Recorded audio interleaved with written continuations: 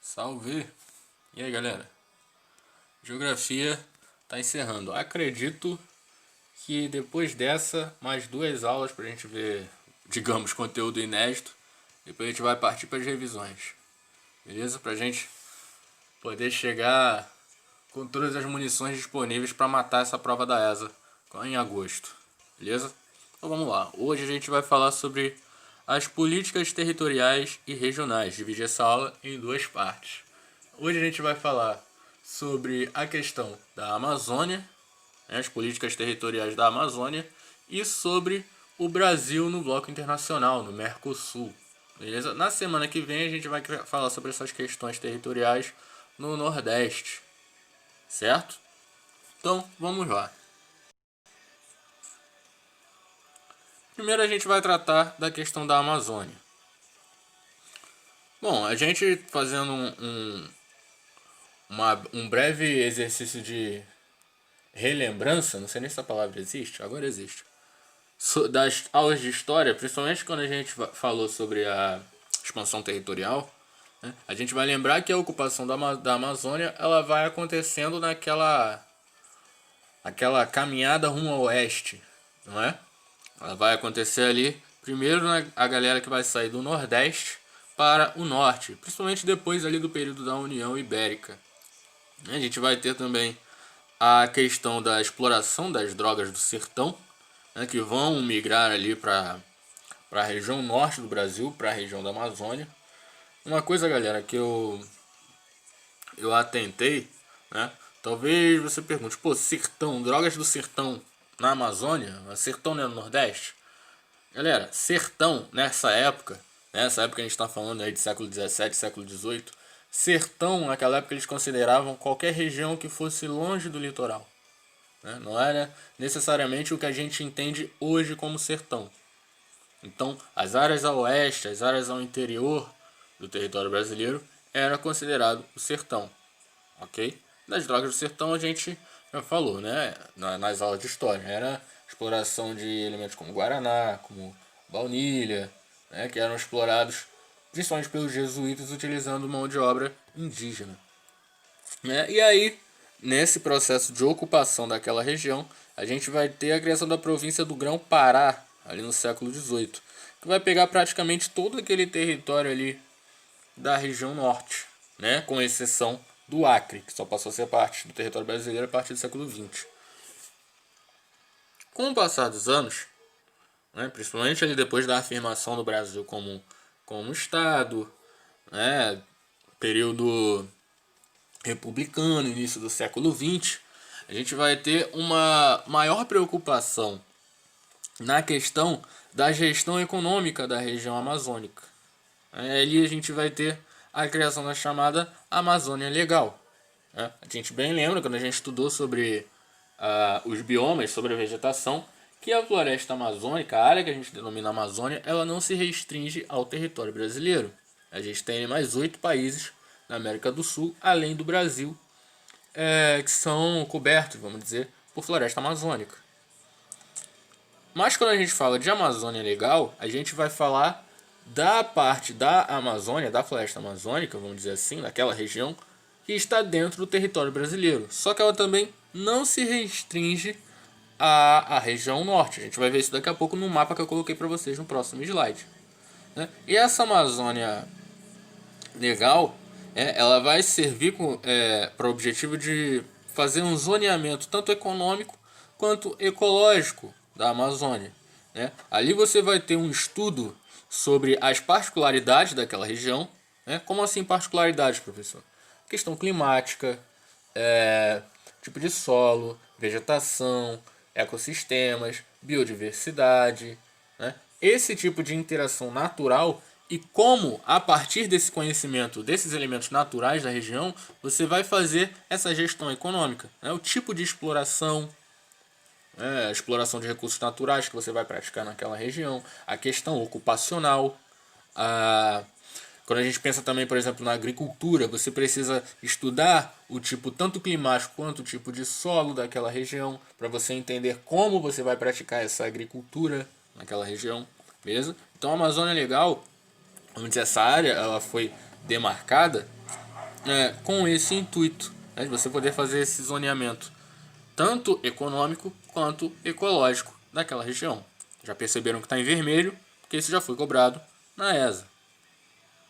A Amazônia, vamos dizer que a gestão pública, ela teve essa preocupação em intensificar, vamos dizer assim, né, de especializar, essa é a palavra que eu usar, especializar essa gestão naquela região, por conta do que a gente chama de um mosaico complexo que a gente tem naquela região. Como assim, professor? Um mosaico complexo. Você tem vários cenários diferentes dentro da região da Amazônia. Né? Você tem, dentro da região da Amazônia, você tem um cenário de paisagem natural. Né? Em parte desse cenário, você também tem as áreas devastadas. Né? A gente tem as áreas de garimpo, como a famosa Serra Pelada, que fica no estado do Pará, questão da ESA. Você tem a questão do desmatamento, né? Quando a gente falou do desenvolvimento do campo no Brasil, a gente falou da nova fronteira agrícola, o arco do desmatamento que cresce em direção à região norte. Essas áreas de desmatamento que acontecem tanto para a exploração de madeira, quanto nos projetos agrícolas, né? A nova área de plantação, criação de pastagens. Né? Então você tem esses vários cenários distribuídos pela região da Amazônia.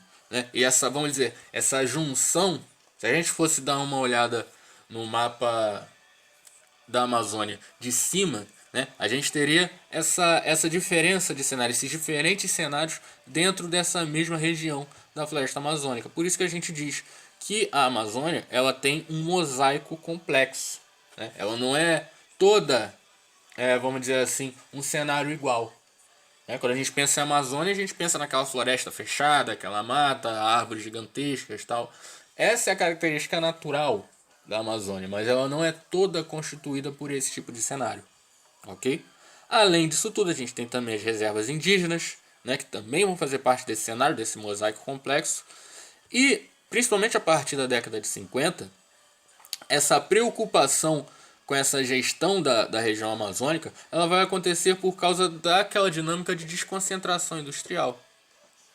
Você tem uma concentração industrial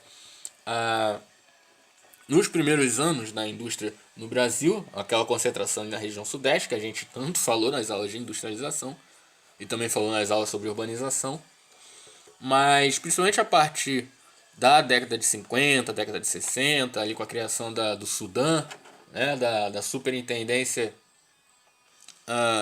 Regional da Amazônia, né, que foi criada no governo do JK, a gente vai ter essa maior preocupação em fazer com que a região amazônica ela também seja vamos dizer, um destino viável para a indústria. Certo? Então esse processo de desconcentração industrial que a gente também falou na aula de industrialização, ele vai começar a olhar um pouco mais para a região da Amazônia. Né? A gente vai começar a ter uma migração, vamos dizer assim, de indústrias, né, de investimentos industriais e, consequentemente, também de trabalhadores.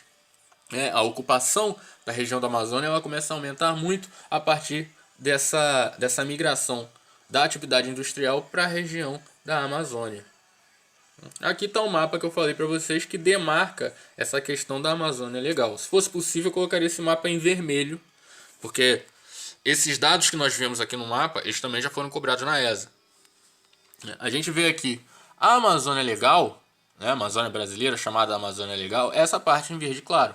Vocês percebem que ela pega toda a região norte, né, os estados aqui da região norte, Acre, Rondônia, Roraima, Amazonas, Amapá, o Pará, Tocantins, mas ela também pega aqui parte do Mato Grosso. No mapa aqui está colocando o Mato Grosso como inteiro, né, o estado como um todo. Só que na verdade, se a gente pensar só no aspecto natural, né, vegetação amazônica, de floresta amazônica, a gente pega somente vamos dizer assim, do centro para o norte, né, a parte norte ali do estado do Mato Grosso. Mas quando a gente pensa na questão política, na questão de gestão, né, a gente pode incorporar todo o estado do Mato Grosso. Né? Não dá para você restringir somente uma política regional a alguns municípios do estado. Né? Então, a política de administração de gestão da Amazônia Legal, ela também é englobada por todo o estado do Mato Grosso. Né? A gente aqui também vê uma parte do estado do Maranhão. né? Professor, por que que o Mato Grosso ele é totalmente incorporado e o Maranhão é só uma parte? Porque a questão do Maranhão com o Nordeste é um pouco diferente. A interação que o Maranhão ele vai ter com a região Nordeste, né, com as particularidades da região Nordeste, ela vai ser muito mais acentuada do que a questão política que o Mato Grosso vai ter com o Centro-Oeste.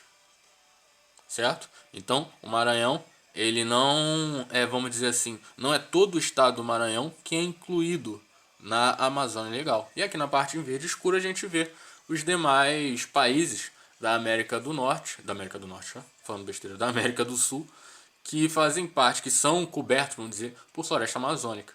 Ah, toda a Colômbia, toda a Venezuela, ela é coberta por floresta amazônica? Não, gente. Não todo o país, né? Principalmente nessa área aqui de extremo norte, era nisso que eu estava pensando, por isso que eu falei América do Norte. Essa parte aqui de extremo norte da Venezuela, do Equador, da Colômbia, a gente tem ali muitas áreas de savana, por exemplo, né? Algo um pouco mais parecido com o Cerrado do Centro-Oeste, né? Na Bolívia também. Mas né, até para fins didáticos, né, a gente faz essa separação englobando todo o território desses países que também são cobertos por floresta amazônica. Beleza? Então lembrem disso. A Amazônia Legal, ela diz respeito a, vamos dizer, a floresta amazônica, ao domínio amazônico dentro do Brasil, né? Mas ela não se restringe à região norte. Ok? Ela também pega a parte do Maranhão e também pega o estado do Mato Grosso. Ok?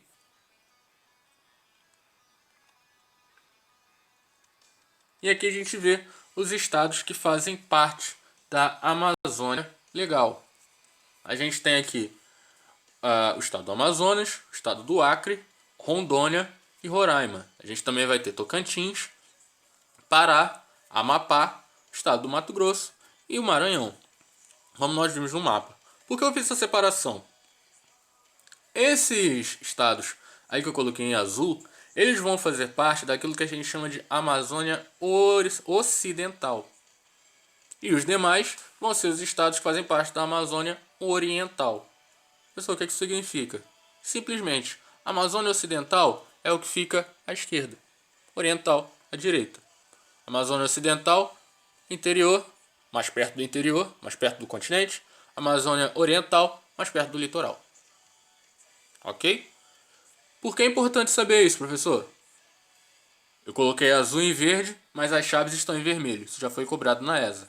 Quais são os estados da Amazônia Ocidental? Quais são os estados da Amazônia Oriental? É importante saber isso. Repetindo, isso já foi questão de ESA. Beleza? E aí, ainda falando da Amazônia, a gente vai falar rapidamente sobre a Zona Franca de Manaus.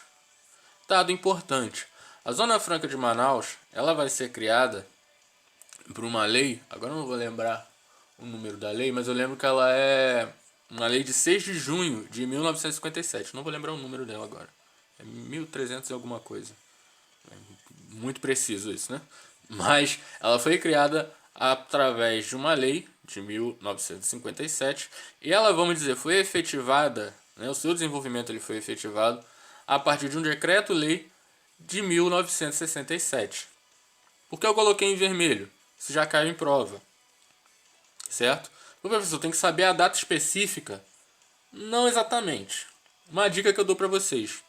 Lembrem-se que a Zona Franca de Manaus ela vai ser uma iniciativa, né, que ela vai surgir muito por conta da Sudã. Lembra que a Sudã ela foi criada para quê? Para haver um desenvolvimento maior nas regiões onde não havia concentração industrial. Lembra que a gente falou disso nas aulas de industrialização?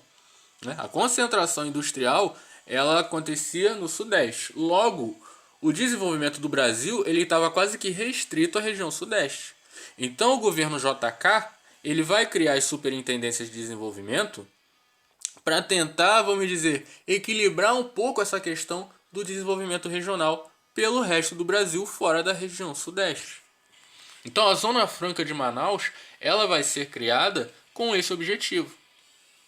Ah, tá, professor, mas o que isso vai me ajudar a lembrar da data? O Sudã, ele foi criado em qual governo? O Sudã ele foi criado no governo JK. E o JK, ele vai governar em qual período? Ele vai governar de 56 a 60. Entenderam agora? Então, quando você pensar em Zona Franca de Manaus, você vai pensar no governo JK. A Zona Franca de Manaus, ela vai ser criada e o seu desenvolvimento efetivado durante esse período, década de 50, década de 60. Onde você iniciava o governo do JK e mesmo depois do governo dele, você ainda tinha, vamos dizer assim, os frutos do que o governo dele proporcionou. Beleza? E até porque, galera, vocês não precisam se preocupar tanto em saber a data específica, porque a ESA, ela dificilmente vai botar uma questão assim, por exemplo, sei lá, em que ano a Zona Franca de Manaus foi criada?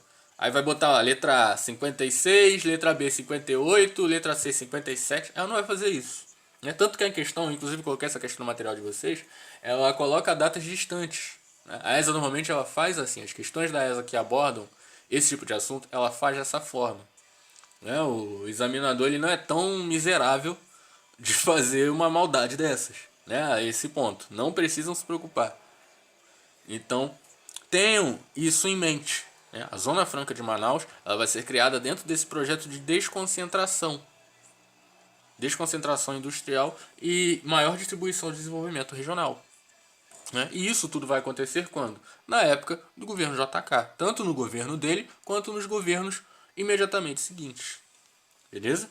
A Zona Franca de Manaus ela vai ser criada para ser uma área de industrialização e desenvolvimento da região norte.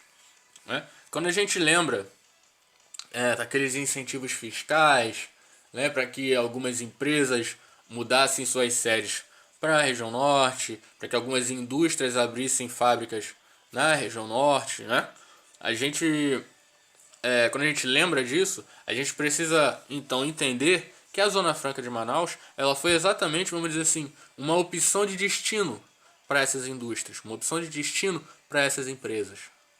Então o governo ele vai começar a oferecer algumas facilidades. Vai diminuir os impostos, alguns impostos ele vai até isentar. Vai diminuir os impostos sobre os produtos, sobre aquilo que é produzido. Então a Zona Franca de Manaus, tanto que o nome é esse, Zona Franca de Manaus, é exatamente para que haja um incentivo para a produção industrial naquele local, naquela região ali da capital do Amazonas. Aí a gente vai lembrar, como eu falei, da Sudã, a Superintendência de Desenvolvimento da Amazônia. E uma coisa que também, vamos dizer, auxiliou o crescimento e o desenvolvimento da Zona Franca de Manaus foi a questão da integração do transporte rodoviário. A Sudã em si, ela não deu tão certo quanto o governo JK esperava que desse. Até porque, por mais que tenha acontecido uma desconcentração do Sudeste, o Sudeste ele já estava muito consolidado, como centro do desenvolvimento do Brasil. Então, isso meio que, vamos dizer assim, isso atrapalhou o desenvolvimento de outras regiões.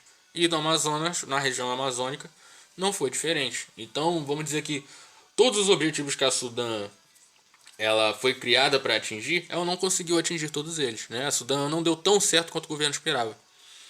Mas o que aconteceu, uma coisa boa que aconteceu, vamos dizer assim, foi a questão da integração entre as regiões. O escoamento de produtos do norte para o nordeste, do norte para o sudeste, do norte para o centro-oeste. Isso foi possível muito por conta dessa integração do transporte rodoviário. A gente vai ter o projeto de integração nacional dos governos militares, especificamente do governo Médici, também questão de ESA, que vai criar muitas rodovias. Algumas rodovias para fazer essa integração entre região norte e região centro-oeste, principalmente por causa da produção agrícola, e também da região norte com a região nordeste. Ok? E mesmo que a indústria na Amazônia, na região amazônica, em Manaus no caso, não tenha se desenvolvido da forma como o governo esperava ou da forma como o governo queria, ela se consolidou em alguns setores. Os principais setores foram a indústria farmacêutica, até pela questão da exploração da biodiversidade, exploração dos recursos naturais da floresta tal. e também a indústria de cosméticos também pela mesma dinâmica. Agora a gente vai falar de forma bem objetiva sobre o Mercosul, né? Agora passando para essa questão de política territorial do Brasil. O Mercosul, galera, a gente pode entender o Mercosul para ficar, acredito que vai ficar um pouco mais fácil para vocês entenderem, como a União Europeia, por exemplo. O Mercosul, vamos dizer, é uma versão da União Europeia dentro da América do Sul. Né? É um bloco econômico que foi criado para integração dos países membros desse bloco econômico. Muita gente provavelmente pensa que toda a América do Sul faz parte do Mercosul, mas não. Quem faz parte efetivamente hoje do Mercosul são 4 países. São esses países que eu coloquei aí em vermelho para vocês: Brasil, Argentina, Paraguai e Uruguai. A Venezuela, em 2012, ela passou a fazer parte do Mercosul, só que em 2017 ela foi suspensa. Por que ela foi suspensa? Por causa das violações aos direitos e à democracia do governo do Nicolás Maduro. Não? Então, por causa dessa postura antidemocrática do governo venezuelano, ela foi suspensa do bloco do Mercosul. E a Bolívia, ela tem a sua candidatura encaminhada ao Mercosul desde 2009, mas ela não foi ainda aprovada por todos os países do bloco. Mas a gente tem a Bolívia como uma candidata a fazer parte do bloco do Mercosul. Coloquei aqui um mapa para vocês, para listar os países que fazem parte desse bloco econômico. Ok? O Mercosul, galera, ele vai ser criado num momento, né, que a gente vai chamar de nova ordem mundial. Eu acredito que alguns de vocês já devem ter ouvido falar nesse negócio. Né? Existem algumas lendas, algumas teorias de conspiração em volta dessa questão da nova ordem mundial. Né? Tem uns doidos que dizem que vai ser alguma coisa que vai vir, que vai ser um controle da população e que não sei o que. Gente, nova ordem mundial é uma coisa que já está em vigor há quase 30 anos. Certo? A nova ordem mundial, ela vai se fortalecer principalmente depois da Guerra Fria. Né? Finalzinho ali, segunda metade da década de 80, principalmente, e vai se consolidar na década de 90, início da década de 90. Mas, professor, que raio que é a nova ordem mundial? A nova ordem mundial simplesmente é: durante a Guerra Fria, né, depois da Segunda Guerra Mundial, vamos puxar um pouquinho mais, nós tínhamos 2 aliados, né, principalmente contra os regimes totalitários, que eram os Estados Unidos e Rússia. Só que eles nunca foram aliados, eles se tornaram aliados porque tinham um inimigo em comum durante a Segunda Guerra.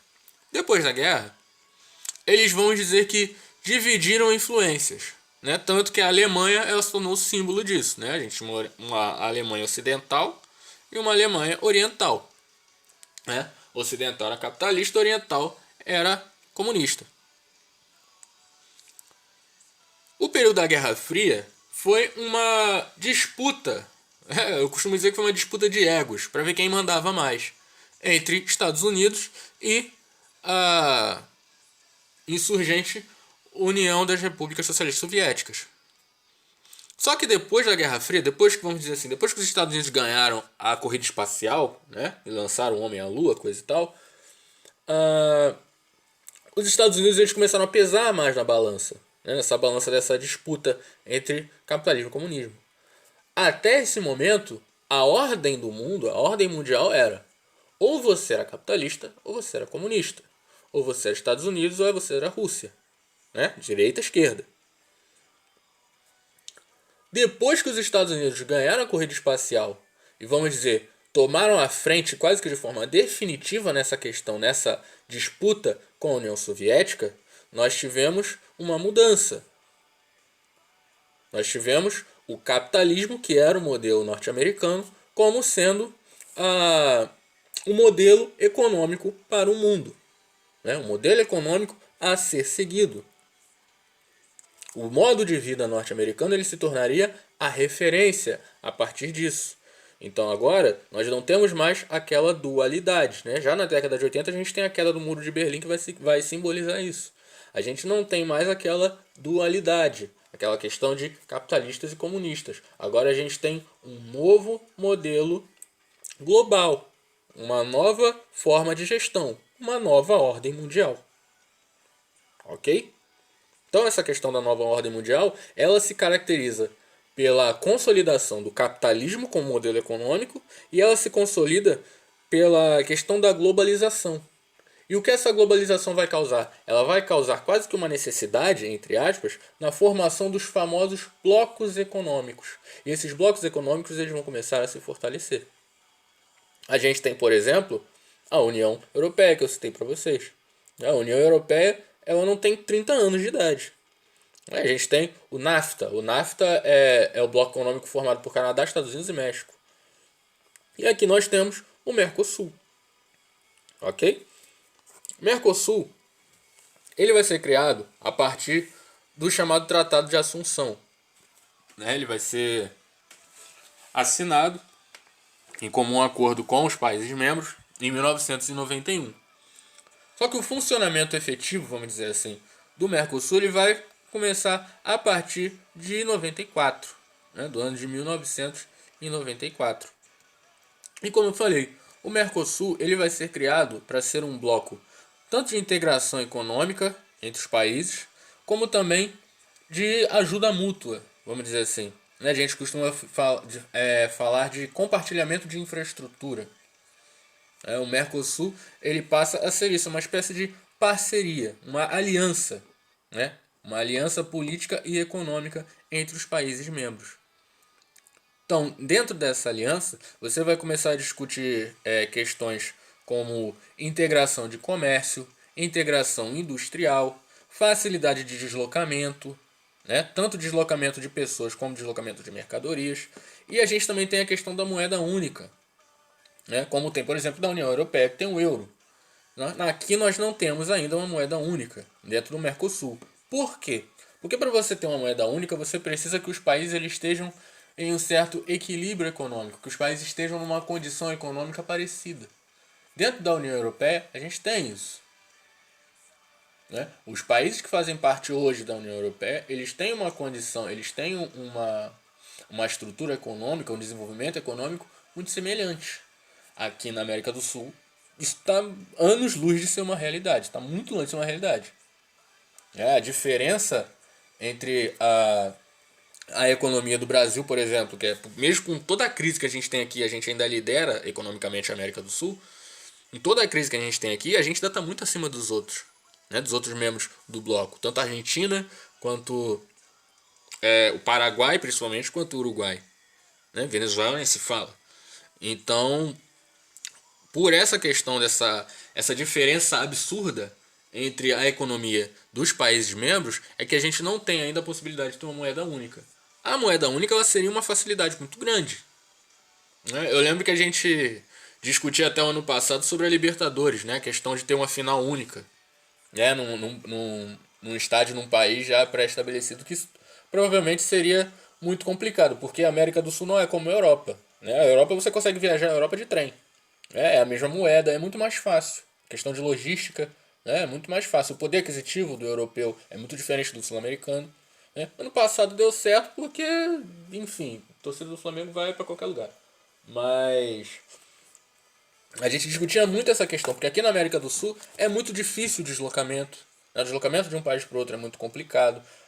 O controle de fronteiras é muito complicado. A diferença de câmbio, a diferença de moeda é muito complicada. Então, se a gente tivesse uma moeda única, esse deslocamento, essa negociação, essa interação econômica seria muito mais fácil. Seria muito mais viável.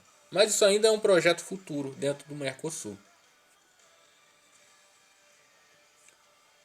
E a gente tem, além do Mercosul, que é um bloco formado por esses, hoje, 4 países, com a Venezuela suspensa e a Bolívia como candidata, a gente tem o Unasul. O Unasul a gente costuma dizer que é uma espécie de evolução do Mercosul. Porque o Unasul ele vai abranger todos os países do continente. Ele não vai ser um bloco econômico que vai pegar somente os 4 países do Mercosul. Ele vai pegar todos os países do bloco.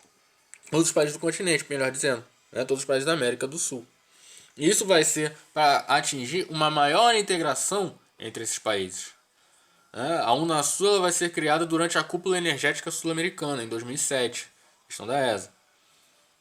Essa cúpula energética ela vai criar, né, o projeto da Unasul, e o Tratado Constitutivo de Brasília, no ano seguinte, ele vai efetivar a Unasul, né, a criação e o desenvolvimento desse bloco econômico. Né? E aí, é aquilo que eu falei para vocês no outro slide. Essa questão do compartilhamento de infraestrutura, de modelos de infraestrutura. Né? É uma aliança para compartilhar ideias de gestão, para compartilhar ideias no cenário financeiro, no cenário econômico, para que a gente não tenha, né, um desenvolvimento desigual dentro do continente, para que o continente ele consiga se fortalecer e se desenvolver de forma mais equilibrada possível. Além dessa questão, a gente também tem a questão da representatividade dentro das Nações Unidas, né? Principalmente dentro do Conselho de Segurança da ONU. Só que essa questão do Conselho de Segurança da ONU, isso também já foi cobrado em prova, se eu não estou equivocado na SpaceX, a Unasul ela não vai formar vamos dizer assim, uma aliança, né, de defesa do continente. Ela não vai formar um exército sul-americano, sabe? Por exemplo, uma marinha sul-americana. Não é isso. Né? É uma questão de discussão de modelos de segurança pública, questões de segurança pública. Né? Questões preventivas, projetos, sabe? Esse tipo de coisa. E além dessa questão, uma coisa também que já foi cobrada em prova foi a criação do Banco do Sul em 2009. O que seria o Banco do Sul? Seria uma espécie de poupança desse bloco econômico, né? Um fundo monetário para os integrantes do bloco do Unasul. Para que esse Banco do Sul foi criado? Foi criado para que os países dentro desse bloco eles não precisem recorrer a outros fundos monetários, como o FMI, por exemplo, Fundo Monetário Internacional. Não precisem recorrer a dívidas particulares, como acontecia muito no passado, né? A gente falou muito nas aulas de história sobre as dívidas com os ingleses, né? Então, esse Banco do Sul ele vai surgir para que esse tipo de prática não aconteça mais. Para que esse endividamento solto, né? Correndo solto, ele não aconteça mais. Ok? Então, galera, a aula até rendeu mais do que eu esperava. Nessa parte de hoje, que a gente vai falar sobre políticas territoriais, é o que a gente tem para ver, beleza? De forma bem pontual, é lógico que esse assunto é muito mais extenso. Tudo que envolve gestão pública, política, gestão econômica, isso estica de uma linha gigantesca, ainda mais para mim que gosto desse assunto. Mas é aquilo que eu sempre falo, aqui a gente só vê o que cai na prova, beleza? Então, temos questões aí para fazermos. Até daqui a pouco, quando a gente vai corrigir as questões. Qualquer dúvida, qualquer ajuda que vocês precisem, vou estar aqui, beleza? Valeu!